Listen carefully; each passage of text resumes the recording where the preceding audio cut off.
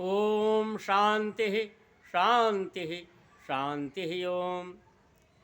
मित्रों, रामचरितमानस को लेकर के उत्तर प्रदेश और बिहार में विवाद छिड़ा हुआ है और अब तो पूरे भारत में यह मुद्दा का विषय बन गया है कि रामचरितमानस में तुलसीदास जी ने कुछ जातियों के लिए अभद्र शब्दों का प्रयोग किया है, नीच बताया है।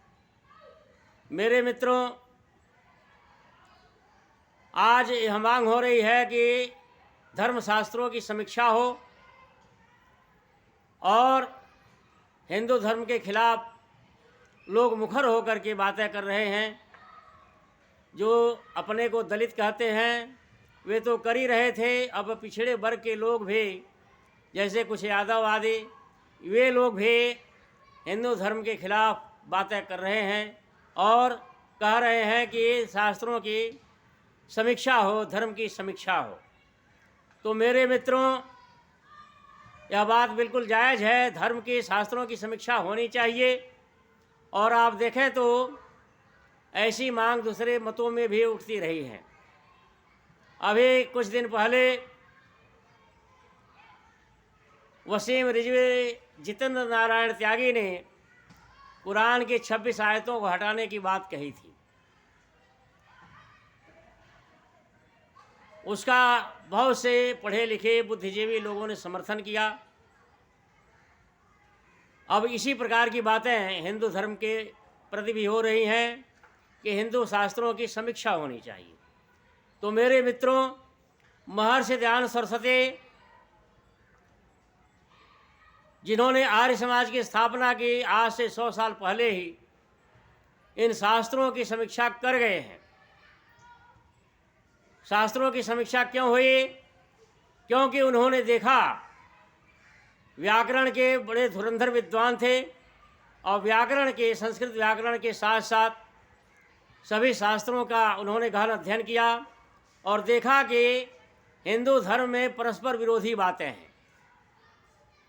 जबकि एक बात तो सभी में कॉमन है, सभी जितने भी हिंदू धर्म के ग्रंथ हैं वे सभी ग्रंथ वेद की प्रशंसा करते हैं और वेद को आधार बताते हैं धर्म का, धर्मशास्त्रों का। मनु भगवान ने लिखा है, वेदो अखिलो धर्म मूलम, कि वेद ही धर्म के मूल हैं। तुलसीदास जी ने भी वंदहु चारों वेद, कि मैं चारों वेदों की वंदना करता हूँ।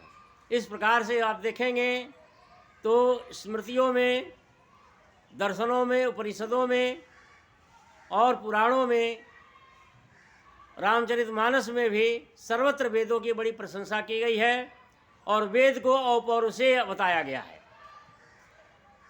जितने भी आस्तिक दर्शन हैं उनमें भी वेदों को प्रमाण माना गया है और वेद को अपौरुषेय बताया गया है। तो महर्षि दयानंद सरस्वती ने देखा कि कुछ ग्रंथ ऐसे हैं जो वेदों के अनुकूल हैं और कुछ ग्रंथ ऐसे हैं जो वेदों के विरुद्ध हैं। उन्होंने बड़े सूक्ष्म दृष्टि से और बड़ा भारी गहन अध्ययन किया और गहन अध्ययन के पश्चात उन्होंने निष्कर्ष निकाला और वेदों शास्त्रों की समीक्षा की कि कौन कौन से ग्रंथ वेद के अनुकूल हैं और कौन कौन से ग्रंथ वेद के विरुद्ध हैं, कौन कौन से ग्रंथ आर्ष हैं, कौन कौन से ग्रंथ अनार्ष हैं। उन्होंने देखा कि जितने भी आर्ष ग्रंथ हैं वे तो वेदों के अनुकूल हैं और जो अनार्ष ग्रंथ हैं वे वेदों के विपरीत हैं। तो बहुत से भाई कहेंगे कि पुराण तो 18 पुराणों की रचना वेद व्यास जी ने की है, लेकिन मेरे मित्रों, बहुत से भाई, बहुत से विद्वान, बहुत से विचारक,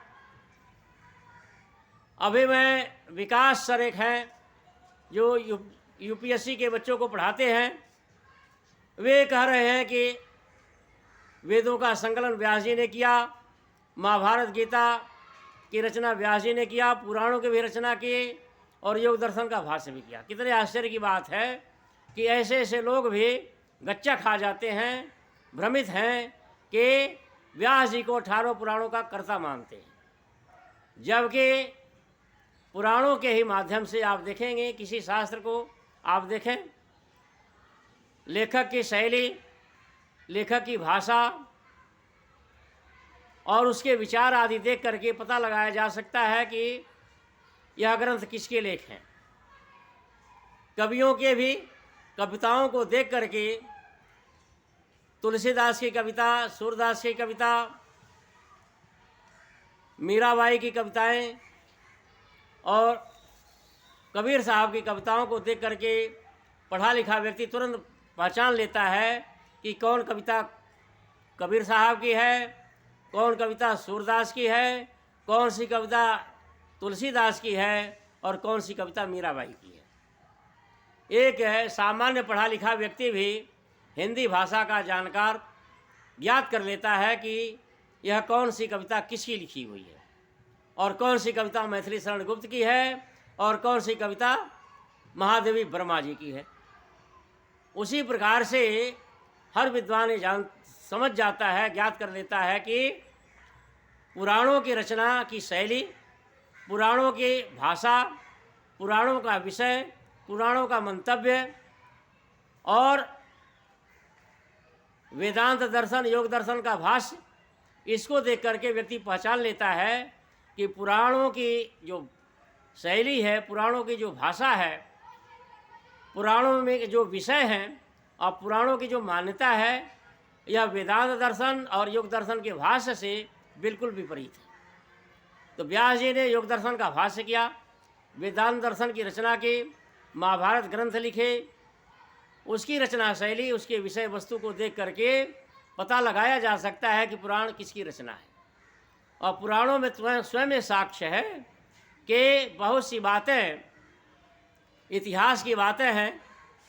जैसे गौतम बुद्ध की चर्चा है, तो व्यास जी गौतम बुद्ध की चर्चा कैसे कर सकते हैं? जो गौतम बुद्ध के पहले हुए, गौतम बुद्ध से 2500 साल पहले जब व्यास जी हुए, तो गौतम बुद्ध की चर्चा पुराणों में कैसे हो सकती है?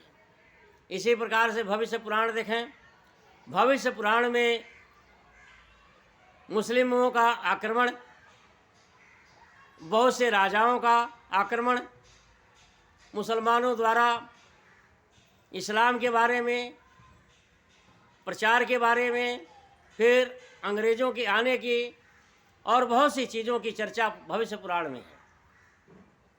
तो व्यास जी कैसे इनकी चर्चा कर सकते हैं?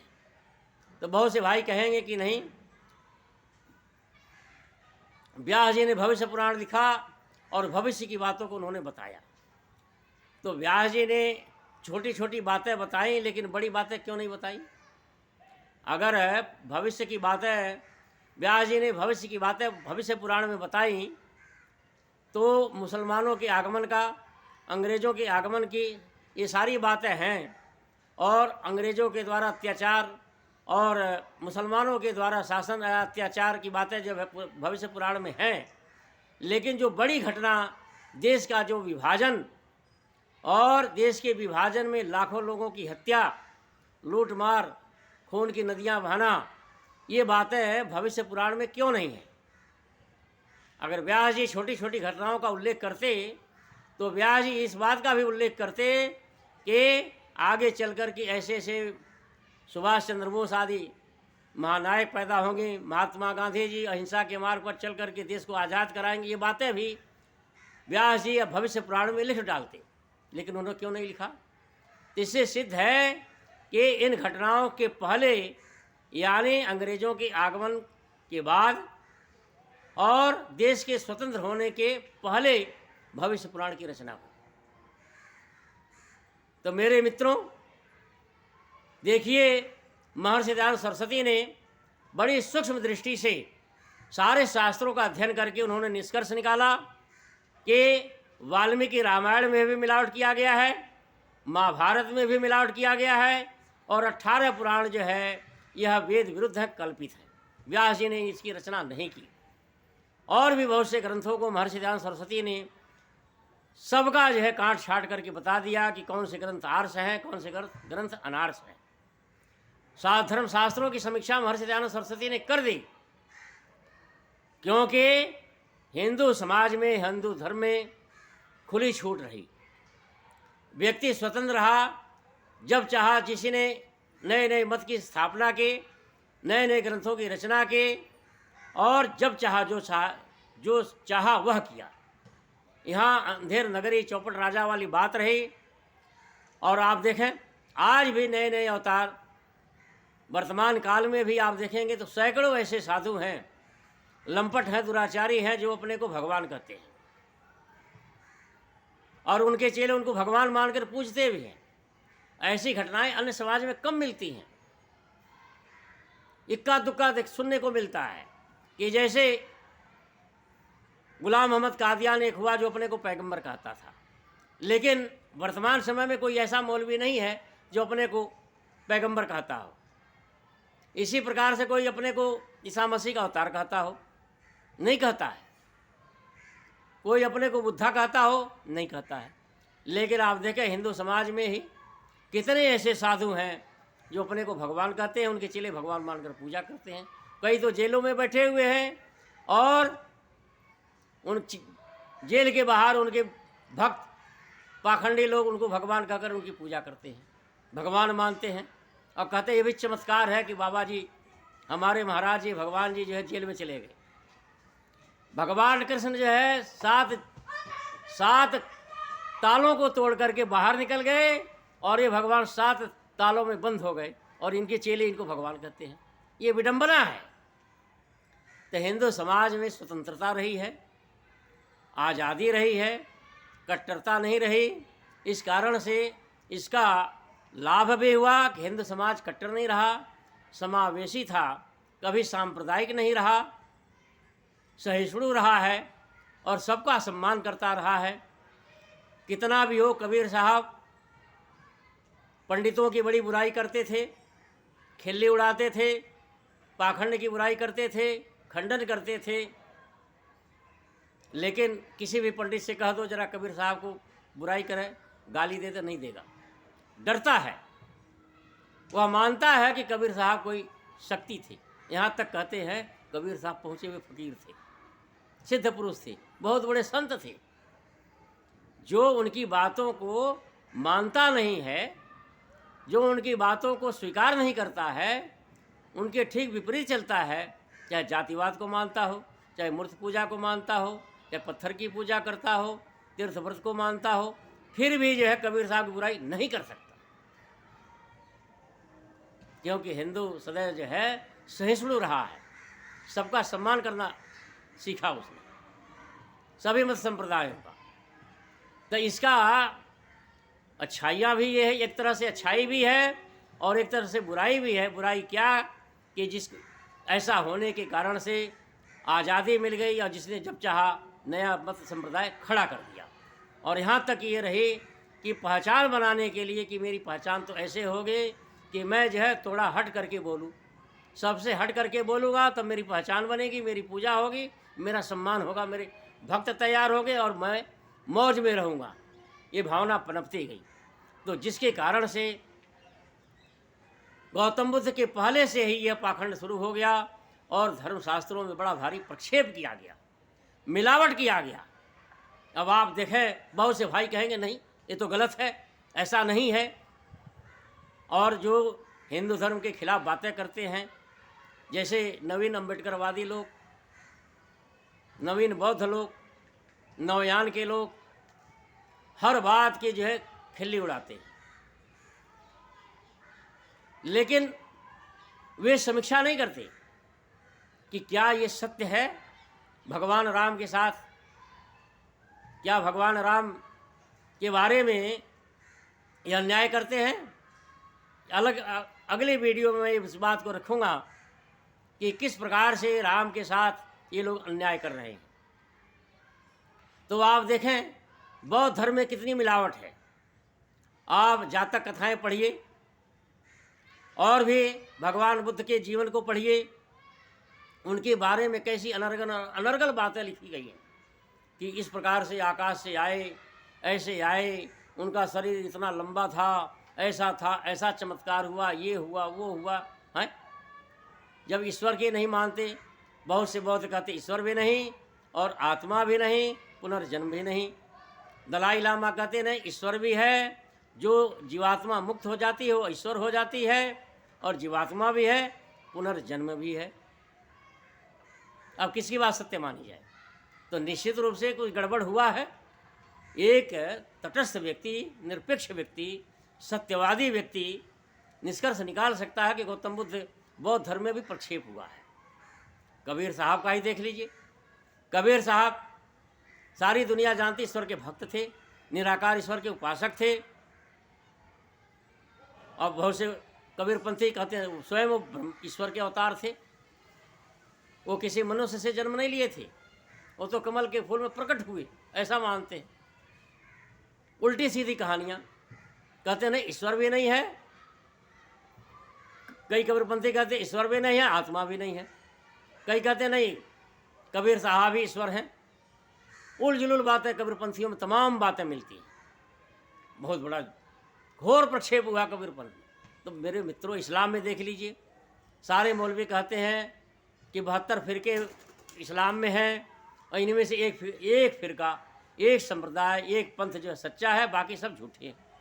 और बाकी एक ही पंथ वाला, एक फिरका वाला जन्नत में जाएगा, और 71 फिरके वाले नरक में, जहन्नुम में जाएंगे। ये मुसलमानों की मान्यता है, इस्लाम की मान्यता है। सारे मौलवी ये कहते हैं कि 72 फिरके हैं, उनमें से एक फिरका सच्चा, और हम ही सच्चे हैं।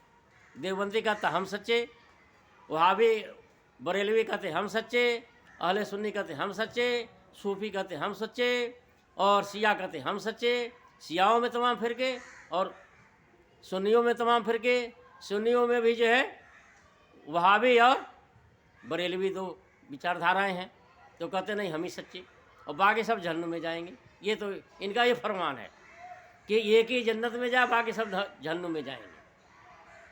तो निश्चित रूप से इनमें भी तो जो है, मोहम्मद साहब ने तो 72 फिरके बनाए नहीं, तो 72 फिरके मनुष्यों ने बनाए, मुसलमानों ने बनाए।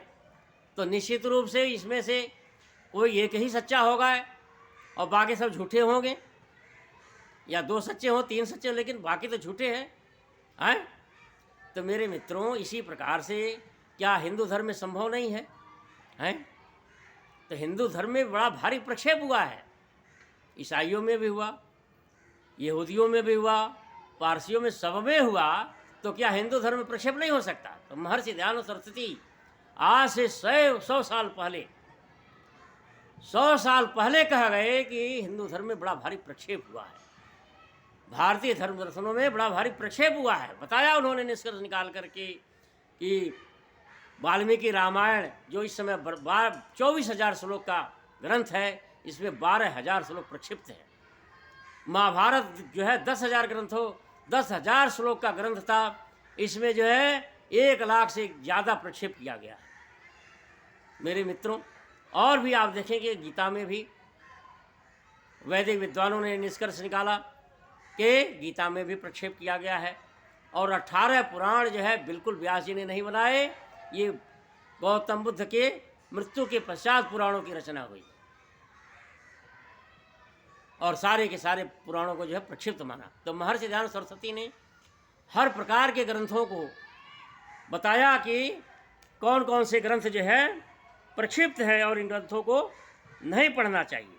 तो देखिए, जो आप लिखते हैं महर्षि दयानंद सरस्वती, अब जो परित्याग के जो ग्रंथ हैं उनका परिगणन संक्षेप से किया जाता है, अर्थात जो नीचे ग्रंथ लिखेंगे वह जाल ग्रंथ समझना चाहिए।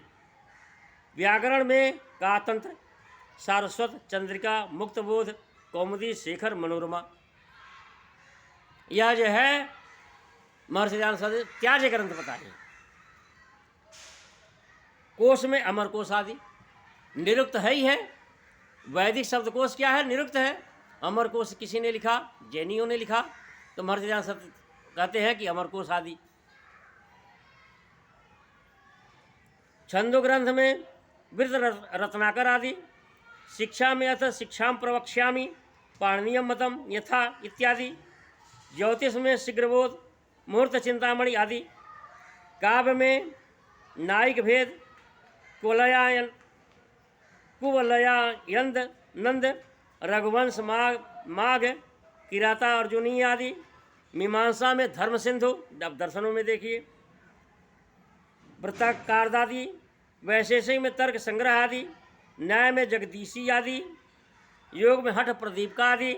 इस प्रकार से सांख्य में सांख्य तत्व कौमुदी आदि, वेदांत में योग वशिष्ठ पंचदश आदि, वैदिक में सारंगण धरादि, स्मृतियों मनुस्मृति के प्रक्षिप्त श्लोक को छोड़ करके बाकी सभी स्मृतियां। तो मनुस्मृति में भी प्रक्षेप हुआ है। महर्षि दयानंद सरस्वती ऐसे ही एक महापुरुष हैं कि जिन्होंने सारे ग्रंथों का अध्ययन करके निष्कर्ष निकाल दिया कि इन प्रक्षिप्त अंशों को निकाल दो। तो मेरे मित्रों, आप बताइए, आप स्वयं गंभीरता से विचार करिए, यदि बाबा भीमराव अम्बेडकर के पहले महर्षि दयानंद सरस्वती के काल में, जैसे महर्षि दयानंद सरस्वती ने बताया कि मनुस्मृति में प्रक्षेप किया गया है और इन प्रक्षिप्त अंशों को छोड़ करके ही मनुस्मृति को मानना चाहिए। यदि उन प्रक्षिप्त बातों को निकाल दिया जाता और पूरा हिंदू समाज स्वीकार कर लेता और प्रक्षिप्त से युक्त मनुस्मृति बाजार में मिलती नहीं, कोई प्रेस छापता नहीं, गीता प्रेस गोरखपुर भी नहीं छापता, तो बाबा भीमराव अम्बेडकर को मनुस्मृति, प्रक्षिप्त वाली मनुस्मृति मिलती नहीं तो जलाते भी नहीं और ये समस्या आती भी नहीं, बौद्ध धर्म स्वीकार करते भी नहीं, वे वैदिक धर्मी बने रहते। तो महर्षि दयानंद सरस्वती की बात अगर मान ली जाती, आज से 100 साल पहले हिंदू समाज स्वीकार कर लेता, तो ये समस्या आज खड़ी नहीं होती जो समस्या आज खड़ी हुई है। और आगे चल करके देखो क्या क्या होता है। अगर हिंदू समाज ने महर्षि दयानंद सरस्वती की बात नहीं स्वीकार की तो देखना एक दिन ऐसा आएगा 10-20 साल के बाद कि पिछड़े वर्ग के बहुत से लोग और सभी दलित हिंदू धर्म को छोड़ देंगे। अगर हिंदू समाज जागृत नहीं हुआ, सजग नहीं हुआ और महर्षि दयानंद सरस्वती के बताए हुए रास्ते पर नहीं चला। आप देख लीजिए, आज बहुत से यादव हैं, आज से 10-20 साल पहले कोई यादव हिंदू धर्म के खिलाफ बात नहीं करता था, लेकिन आज पढ़ा लिखा यादव और भी बहुत से चौहान आदि लोग जो क्षत्रिय जातियां हैं, वे लोग भी मुखर होकर के हिंदू धर्म के खिलाफ बातें कर रहे हैं। क्यों कर रहे हैं? किनका मुंह बंद करोगे? और पढ़ा लिखा दलित, शायद ही कोई अपवाद रूप में पढ़ा लिखा दलित मिल जाए जो हिंदू धर्म को मानता, शायद मिल जाए, नहीं तो सब के सब मुखर होकर के हिंदू धर्म के खिलाफ बातें कर रहे हैं। तो मेरे मित्रों, इसका समाधान क्या है? आज हिंदू समाज नहीं सोच रहा है, न सोचेगा। ये तो भ्रांति में पड़ा हुआ है कि देश सबल हो रहा है, हिंदू समाज सबल हो रहा है, हम हिंदू राष्ट्र बनाएंगे, और खोखले होते जा रहे हैं। अरे तुम्हारा एक बहुत बड़ा वर्ग है, ये दलित लोग कितने हैं? दलित और पिछड़ा वर्ग मिलाकर के सोचो कितने लोग हैं। और प्रतिदिन आप देखो, आज से 7-8 साल पहले, 10 साल पहले ऐसे मुखर होकर के पिछड़े वर्ग के लोग कोई विरोध नहीं करते थे, आज बोल रहे हैं, खुलेआम बोल रहे हैं। केशव प्रसाद मौर्य भी बोले, उधर बिहार के शिक्षा मंत्री बोल रहे हैं। जब देखो धीरे धीरे बोलते जाएंगे। तो मेरे मित्रों, आज आर्य समाज भी इस विषय पर चुप है, मौन साधा हुआ है। ये भी आर्य समाज के विद्वान भी, आर्य समाज के नेता भी, ये भी भ्रांति में है कि हिंदू राष्ट्र बन रहा है, सारी समस्याओं का समाधान हो जाएगा और बाबा भीमराव अम्बेडकर पुनः अपने सभी साथियों, अपने शिष्यों के साथ, सभी दलितों के साथ हिंदू धर्म स्वीकार कर लेंगे। ये आर्य समाजी भी यही पाले हुए हैं। यह भ्रांति इनको भी है कि बाबा भीमराव हिंदू राष्ट्र घोषित हुआ कि बाबा भीमराव अम्बेडकर पुनः आएंगे और जितने भी दलित बौद्ध धर्म स्वीकार के सब हिंदू बन जाएंगे। क्या बाबा भीमराव अम्बेडकर स्वयं हिंदू धर्म का प्रचार करेंगे? ये आर्य समाजी की कोई सोच है। आर्य समाजी विद्वान भी मुगालते में है, भ्रांति पाले हुए हैं। बड़े खेद की बात है। तो मेरे मित्रों, महर्षि दयानंद सरस्वती की बात जिस प्रकार से यदि मुस्लिम समाज वसीम रिजवी की बातें मान लेता, कुरान की, उसने तो ऐसा नहीं कहा कि पूरी कुरान को निरस्त कर दो, पूरी कुरान अमान्य है। यदि 26 आयतें निकाल दी जाती तो पूरे विश्व में मुसलमानों का सम्मान बढ़ जाता। आज जो सर्वत्र जो है देखो, हर जगह जो है मुसलमान लज्जित हो रहा है। चलो हम नहीं कहते, लेकिन हिंदू धर्म की समीक्षा होनी चाहिए। और महर्षि दयानंद सरस्वती ने जो बात बताई है वह हिंदू समाज के लिए बहुत ही हितकारी है। हिंदू समाज को अगर बचाना है, सबल सशक्त बनाना है, तो बहुत अति आवश्यक है हिंदू समाज महर्षि दयानंद सरस्वती की बातों को स्वीकार करे। नहीं तो देखना दिन प्रतिदिन जो है इस प्रकार से देखना मुखर होकर के लोग जो है हिंदू धर्म का विरोध करते जाएंगे और कोई रोक नहीं सकता। आज कोई रोक के दिखा दे।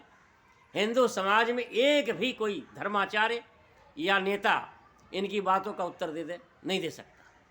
उठ पटांग बातें तो करते रहेंगे, लेकिन इनका उत्तर नहीं दे सकते, क्योंकि मनुस्मृति में जो प्रक्षिप्त मनुस्मृति है, जो प्रक्षेप किया गया है, इनके लिए बहुत उल्टा सीधा बोला गया है।